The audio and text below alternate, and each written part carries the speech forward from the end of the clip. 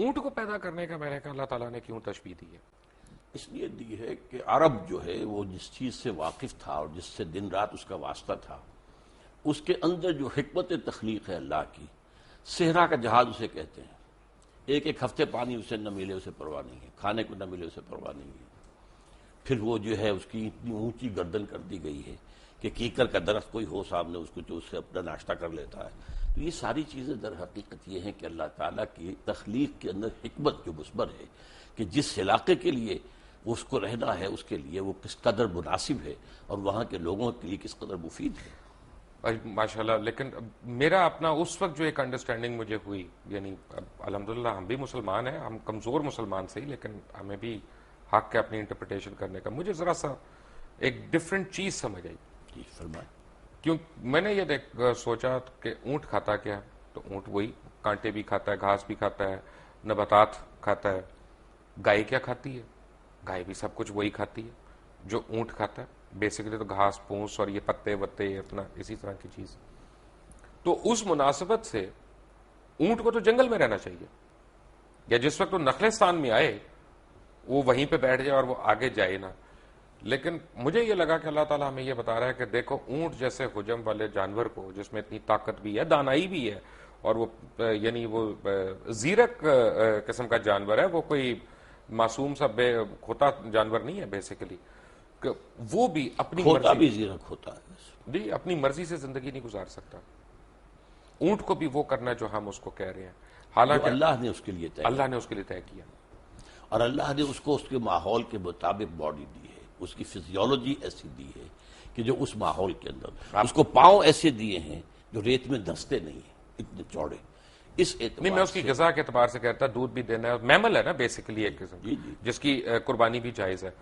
گائے میں اور اونٹ میں ان کی غذا میں فرق کوئی نہیں، لیکن ان کے رہن سہن نہیں، وہ تو ایکلیمیٹائز ہو کے ہوتا ہے نا، جو ہے وہ نباتات کانٹا نہیں کھائے نہیں، نباتات ہی ہے نا، وہ تو سیلولوز وہی بنتا ہے نا، جا کے اس کے پیٹ میں جا کے وہی سیلولوز بنتا ہے۔ آپ تو ماشاءاللہ میڈیکل ڈاکٹر بھی وہ ہیں۔ تو میرے اور آپ کے پیٹ میں ہی بنتا ہے۔ رائٹ ڈاکٹر صاحب، میرے پیٹ میں تو پتہ نہیں کیا کیا بنتا ہے، اس کے بعد دوائیاں کھانی پڑتی ہیں۔ تو اچھا، تو طے یہ پایا کہ یہ سورہ مائدہ کی ایک آیت میں نے نکالی ہوئی، اور یہ میں اس کا ترجمہ پڑھ دوں اپنے ناظرین کے لیے کہ ان پر آدم کے دو بیٹوں کی پیش گوئی، یعنی جو اللہ تعالیٰ نے آدم علیہ السلام کے دو بیٹوں کی پیش گوئی کی، ان کا نام نہیں آیا، حابیل اور قابیل نام نہیں آیا۔ پیش گوئی کا لفظ نہیں، پیش گوئی نہیں، یہ وہ تو اس نے تشریح اوپر لکھی تو میں اس کا پہلے پڑھ گیا تھا، یعنی جو حابیل اور قابیل کا نام نہیں آیا، ٹھیک ہے نا، کہیں پہ دو بیٹوں کا ان کا بتایا گیا۔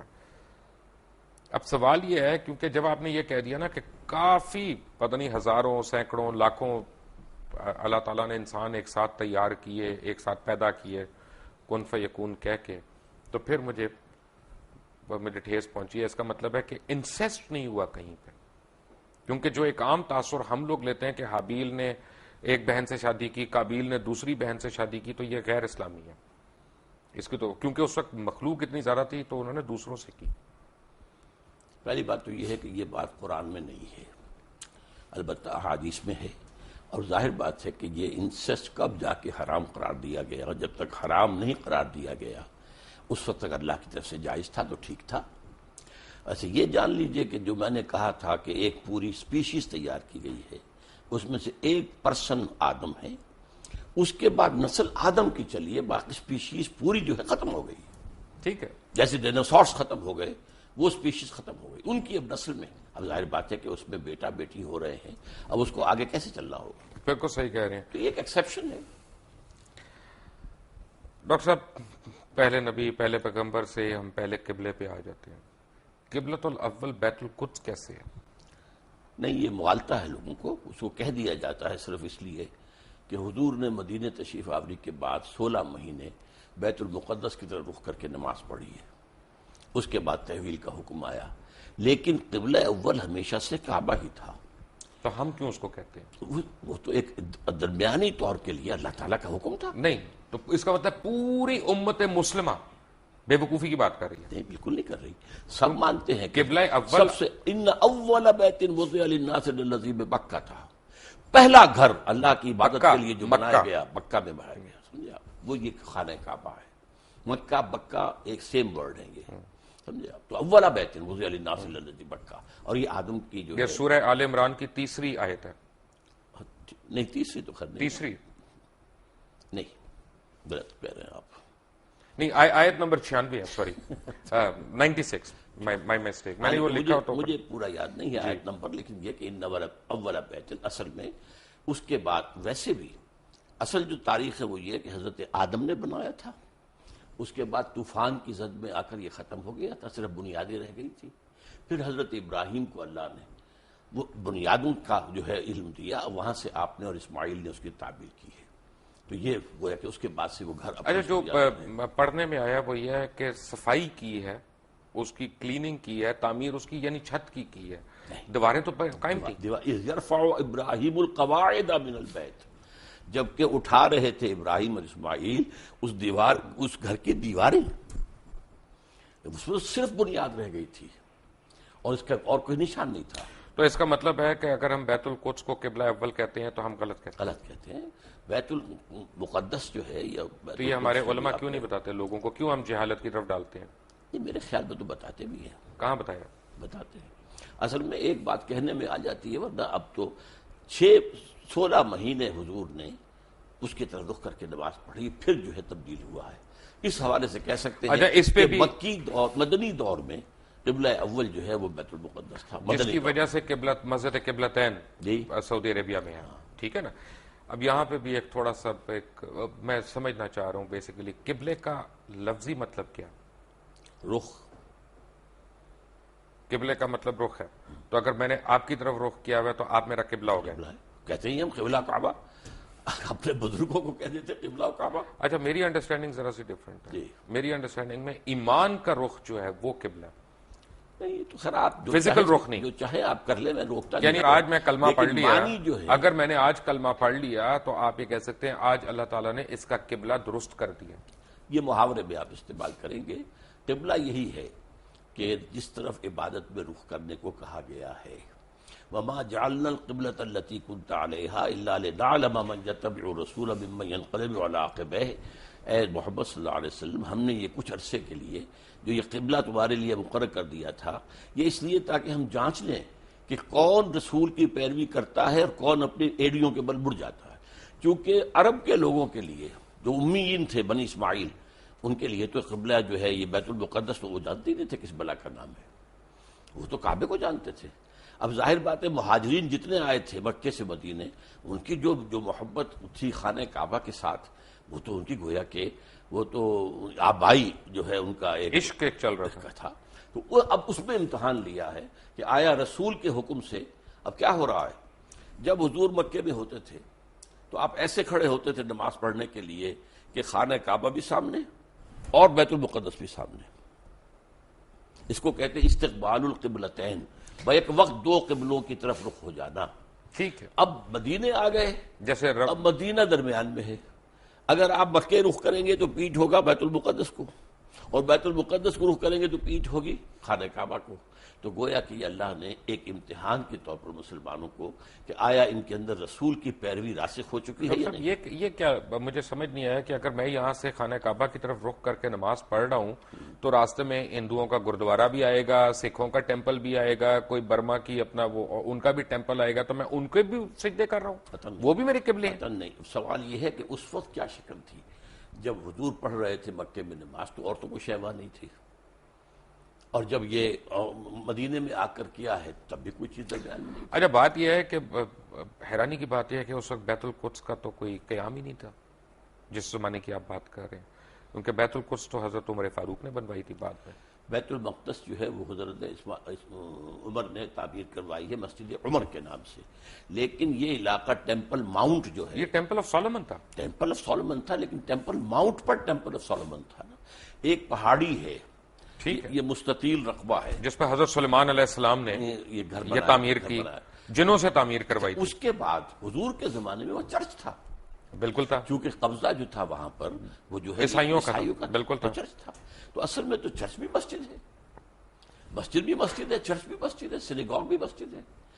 سورہ حج میں اللہ نے فرمایا ہے کہ وَلَوْلَا دَفْعُ اللَّهُ النَّاسَ بَعْضَهُم بِبَعْضٍ لَهُدِّمَتْ صَوَامِعُ وَبِيَعٌ وَصَلَوَاتٌ وَمَسَاجِدُ يُذْكَرُ فِيهَا اسْمُ اللَّهِ كَثِيرًا.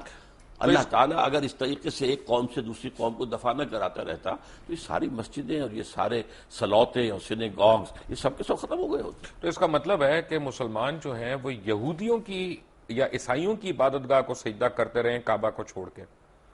سجدہ تو نہ اس کو کیا نہ کعبے کو کیا, سجدہ اللہ کو کرتے. قبلے کی ڈائریکشن بات. لیکن یہودیوں اور عیسائیوں میں بھی اختلاف تھا.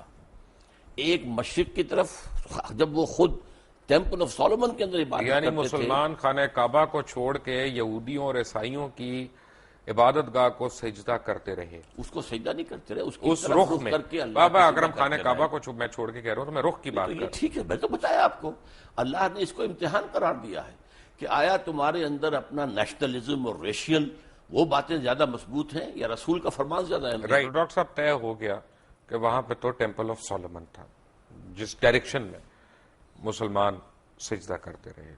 بالکل. پھر شب معراج کا واقعہ ہوا, وہ بھی ٹیمپل آف سولومن سے اوپر گیا. ٹیمپل تو نہیں تھا وہاں اس وقت, ماؤنٹ کیا وہ تو ایک جگہ تو وہی تھی نا راک پر, ہاں اس جگہ پر. جگہ تو وہی تھی. آپ اسے ٹیمپل ماؤنٹ کہیں, ٹیمپل ٹیمپل ماؤنٹ سولومن نہیں تھا. ٹیمپل آف سولومن بنا تو تھا نا وہاں پہ. وہ کبھی بنا تھا, نہیں یہ تو نہیں, ہسٹوریکلی تو تھا, اور بنایا بھی حضرت سلیمان علیہ السلام نے کر تھا. تو ہم کیسے حضرت سلیمان علیہ السلام کی بنائی ہوئی چیز کو انکار کر دیں؟ انکار نہیں کرتے, اس وقت وہاں نہیں تھا.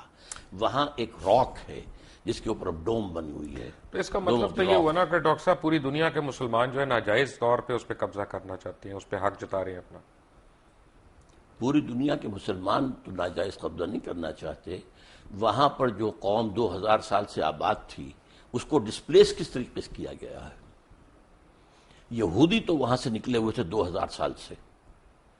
وٹ کلیم ڈڈ دے ہیو, جس کو قائد اعظم نے کہا کہ انلیجیٹیمیٹ چائلڈ آف دی ویسٹ, اور اقبال نے کہا کہ ہے ارض فلسطین پہ یہودی کا اگر حق, ہسپانیہ پہ حق نہیں کیوں اہل عرب کا. ایسے میں کہتا ہوں ہوتا ہے شب و روز تماشا میرے آگے کہ علماء دین بھی آج علامہ اقبال اور قائد اعظم کو کوٹ کرنے پہ آ گئے جن کا اس وقت آپس میں بالکل کلیش تھا, سیریس کلیش تھا.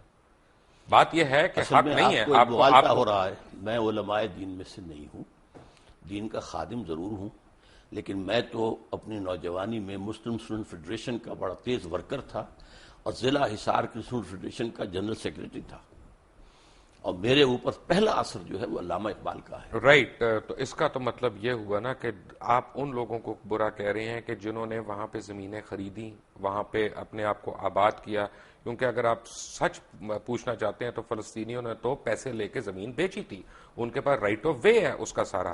آپ کس طرح ان کو ڈسپلیسمنٹ کی بات کر رہے ہیں؟ رائٹ آف وے نہیں تھا ان کا, اس لیے کہ جب ہینڈ اوور کیا ہے یروشلم عیسائیوں نے حضرت عمر کو, تو جو انہوں نے ڈکٹیٹ کرائیں گی ٹرمز, ان میں سے ایک یہ تھی کہ آپ یہاں یہودیوں کو آباد نہیں ہونے دیں گے. یہ ایک معاہدہ تھا حضرت عمر کا اور اس وقت کے عیسائیوں کا. حضرت عمر نے رعایت یہ برتوائی تھی کہ ٹھیک ہے یہودی یہاں آ سکتے ہیں to visit their holy places, لیکن یہاں وہ کوئی زمین نہیں خریدیں گے, کوئی مکان نہیں خریدیں گے, جائیداد نہیں خریدیں گے, سیٹل نہیں کریں گے. اچھا یہاں پہ پتہ ہے, فرض کریں آج ہم ایک مناظرہ کرتے ہیں اسرائیل والوں سے اور ان سے کہتے ہیں کہ جی یہ تم ہمیں دے دو یروشلم, کیونکہ ہمارا اس پہ رائٹ ہے, حضرت عمر فاروق کا بھی اس پہ معاہدہ ہوا تھا اور وہ ہمیں دے دیتے ہیں کہ جی ہم تم سے پہلے تھے یہاں پہ, ٹھیک ہے. تو خانہ کعبہ میں بھی تو 300 بت تھے نا, خانہ کعبہ میں بھی ہم سے پہلے کفار تھے. اگر وہ کل آ جائیں اپنی فردیں نکال کے کہ جناب اب اس کا جو ہے نا وہ ہمارے نام کر دیں رجسٹری, تو ہم دے دیں گے ان کو. یہ آپ ایک ایسی بات کر رہے ہیں جس کا کوئی امکان نہیں. وہ سب کے سب اسلام لے آئے تھے, ان کے باقیات تو کوئی ہے ہی نہیں. وہ لوگ جو تھے مشرکین مکہ کہاں رہے؟ ہم نے بھی تو ڈسپلیس کیا نا. نہیں, کہاں ڈسپلیس کیا؟ ڈسپلیس وہی کے وہی مدینہ تو شہر ہی یہودیوں کا تھا. یہودیوں کو ڈسپلیس کیا, کیوں کیا؟ انہوں نے معاہدوں کی خلاف ورزی کی. ہم نے ان کو ڈسپلیس کیا پہلے, اگر 1400 سال کے بعد انہوں نے ہمیں ڈسپلیس کر دیا تو کون سی برائی ہوئی؟ انہوں نے معاہدوں کی خلاف ورزی کی, اس کی سزا کے طور پر انہیں ڈسپلیس کیا گیا. حضور صلی اللہ علیہ وسلم نے مدینے جاتے ہی پہلے 6 مہینے میں جو کام کیے ہیں آپ نے, 6 months اور 3 کام کیے. نمبر 1 مسجد نبوی کی تعمیر, نمبر 2 یہودیوں کے ساتھ معاہدہ کر کے جکڑ لیا کہ اگر ہم پر حملہ ہوگا مدینے پر تو جوائنٹ ڈیفنس کریں گے ہم مل کر, اور نمبر 3 مہاجرین اور انصار کی آپس میں یہ تین کام. لیکن اس کے بعد یہودیوں نے آنر کیا اور مسلمانوں نے آنر نہیں کیا. جب اپنا کروسیڈ شروع ہوئی ہے یروشلم کے اوپر عیسائیوں نے حملہ کیا تو انہوں نے مسلمانوں سے زیادہ تعداد میں یہودیوں کو قتل کیا. عیسائیوں نے مارا نا, عیسائیوں نے مارا, آپ جو بات کر آپ رہے نے ہیں ان کو پہلی- سپورٹ نہیں کیا, آپ آپ نے مدینے سے یہودیوں کی نکل کر- ایگزٹ کلوز وہاں پہ لے لی اپنے تو آپ نے خود بیان کی تھی نا کہ آپ نے ڈسپلیس کیا انہیں, ہم نے ڈسپلیس کیا.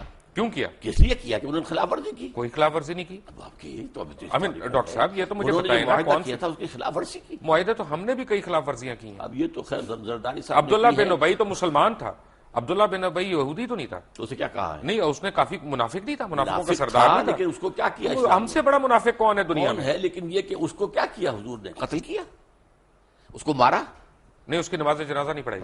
پڑھائی. کون کہتا نہیں پڑھائی؟ اللہ تعالیٰ کا پھر You حکم don't know آیا. it. اللہ تعالیٰ نے پھر کہا کہ یہ اچھا نہیں کیا. بعد میں کہا. بعد میں کہا. ٹھیک ہے, اسی لیے تو آپ سے میں پوچھ رہا ہوں. ہاں, اسی لیے تو آپ سے میں پوچھ رہا ہوں. بات پوچھنے کے رکھیے کر.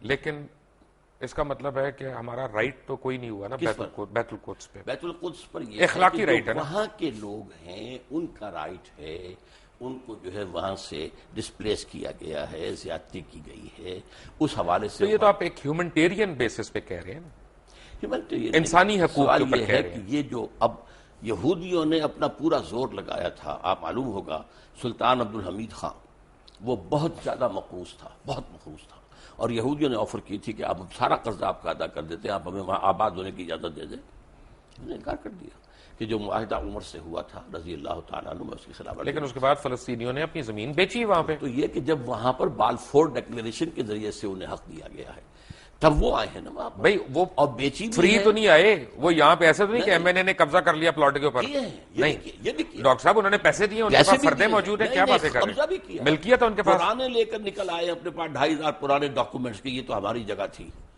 کون ان کو روکنے والا تھا وہاں پر؟ یہ ضرور ہے, یہ بھی کیا ہے شروع میں جو آپ کہہ رہے ہیں کہ ایک شخص سے کہا گیا کہ آپ کا مکان کیا ہے, اس نے کہا 2 چلیں, لاکھ اس کا مطلب ہم 3 لاکھ دیتے ہے, ہیں. اس کا مطلب ہے کہ ہمارا اخلاقی سٹینڈ ہے, دینی سٹینڈ کوئی نہیں ہے فلسطین پہ, یروشلم پہ. آپ اخلاق کو دین سے علیحدہ کیوں کرتے ہیں؟ میں اس لیے علیحدہ کر رہا ہوں کیونکہ قرآن مجید میں کہیں پہ بھی ایک بھی آیت یروشلم کے حق میں نہیں آئی. اس نے یہ نہیں کہا کہ یروشلم تمہارا قبلہ ہے یا قبلہ تھا یا قبلہ ہوگا کبھی, یا تمہاری اس میں ملکیت ہے. اسے کہا گیا اور ہے- بائبل میں ایک بھی جگہ خانہ کعبہ کا ذکر نہیں آیا. اس کو چھوڑیے آپ, بکہ کے لفظ جو وہ لائے ہیں وادی بکا بنا دی ہے, وہ بکہ ہی تھا وہاں پر. لیکن یہ کہ قرآن مجید تو کہتا ہے سبحان الذی اسری بعبدہ لیلا من المسجد الحرام الى المسجد الاقصی الذی بارکنا حولہ. یروشلم کے آس پاس کو ہم نے مبارک بنایا ہے, بابرکت بنایا ہے. آپ نے اس کو بے شمار انبیاء وہاں بابرکت پر بنایا ہے, دفن لیکن یروشلم کو قرآن نے اون نہیں کیا. قرآن مجید میں کسی جگہ اونرشپ نہیں ہے یروشلم کی. کس کے لیے؟ آپ کے لیے اونرشپ تو ہوتی ہے جو لوگ وہاں پہ آباد ہوں ان کی ہوتی ہے. نہیں, تو قرآن جو تو وہاں پر آباد قرآن تھے تو ان کا دیکھیں نا حق جی, تھا, ان سے چھیننے کا حق. ڈاکٹر صاحب مسلمان ہیں ہم تو جغرافیکل باؤنڈری سے بلیو ہی نہیں کرتے, ہم تو امت مسلمہ میں بلیو کرتے ہیں. تو اس لیے کہ مطلب یہ ہم کھول دیں کھلا, جو چاہے ہمارے یہاں کے قبضہ کر لیں. آپ کا ہے ہی نہیں. کمال ہے. ہاؤ کین یو امت میک مسلمہ رولس ہے, امت ان اے پلیس جو آپ کی ہے ہی نہیں. اب آپ کہیں کہ میں اپنے گھر میں اگر میں کسی کو, یہ آصف صاحب بیٹھے ہیں, میں کہہ رہے ہیں نا, آپ جائیے اس کو 1918 کے بالفور ڈکلیریشن سے لیجئے, اس کے بعد جو ہے 1948 میں اسرائیل قائم ہوا, اس کو ڈاکٹر صاحب لیجئے. میرا یہ تھیسس پورا ڈفرنٹ process ہے. جو ڈاکٹر ہے صاحب میرا تھیسس ڈفرنٹ وہ کیا ہے؟ میرا تھیسس یہ ہے, بہت معذرت کے ساتھ, کہ ہمارے تمام علماء دین اکابرین ہمارے, انہوں نے جو ہمارے مائنڈز میں گھوڑ کے پلایا ہوا ہے کہ یروشلم بیت القدس قبلہ اول, یہ سب غلط ہے. اس میں کوئی صداقت نہیں ہے. بیت القدس ہمارا قبلہ اول نہیں ہے. میرے نزدیک آپ بہت غلط بات کر رہے ہیں. ڈاکٹر صاحب میری عرض سن لیں. یقیناً میں نے آپ سے کہا ہے ایک عرصے کے لیے وہ بیت المقدس ہمارا قبلہ رہا ہے. نہیں, مدنی دور میں کہہ رہا ہوں خانہ کعبہ قبلہ اول تھا, اس کے بعد وہاں پہ آپ کی ڈائریکشن چینج ہو گئی, وہ قبلہ دوم ہوا. اس عرصے میں وہ قبلہ دوم ہوا. لیکن مدنی دور میں قبلہ اول وہ ہے. اچھا, اب میں لیٹ می ریفریز اٹ کیونکہ یہ ایسی بات ہے کہ کوئی میرے سے ناراض نہ ہو یا آپ سے ناراض نہ ہو. بات یہ ہے کہ دین ابراہیم ہے, ہم تو دین ابراہیم کو فالو کر رہے ہیں نا. بیسیکلی ہماری تو درود ابراہیم ہی ہم پڑھتے ہیں اپنی نماز میں, وہی ہم پڑھتے ہیں. تو بیسیکلی تو اسلام حضرت ابراہیم علیہ السلام لے کے آئے. وہاں انہوں نے پہلی اذان دی, وہاں انہوں نے پہلا طواف کیا, جس کا جواب ہم دیتے ہیں حج پہ جاتے ہوئے کہ لبیک لا شریک لبیک. یہ حضرت ابراہیم علیہ السلام کی اذان کا جواب ہے نا. تو بیسیکلی تو اسلام تب شروع ہو گیا تھا. دین کا لانے والے حضرت آدم ہیں. ٹھیک ہے، اس کے بعد حضرت نوح ہیں، اس ٹھیک کے ہے، بعد حضرت ہود ہیں، حضرت صالح ہیں، یہ تو بے شمار انبیاء ہیں۔ حضرت ابراہیم سے جو دین شروع ہوا ہے اس کی پھر یہ 3 شاخیں بنی ہیں، سیمیٹک جو 3 مذہب ہیں، اس اعتبار سے وہ جو ہیں امام اللہ تعالیٰ نے انہیں نوع انسانی کا بنایا ہے۔ آج بھی یہودی، عیسائی اور مسلمان خلیل اللہ، تینوں انہیں جو ہے وہ مانتے ہیں۔ ٹھیک ہے، اس تو اعتبار ہمارے سے دین کی شروعات تو وہیں سے ہوئی نا، لیکن اب ہمارا دین مکمل ہوا ہے محمد الرسول اللہ صلی بالکل، اللہ علیہ وسلم۔ اس میں کوئی شک نہیں، بس وہاں تو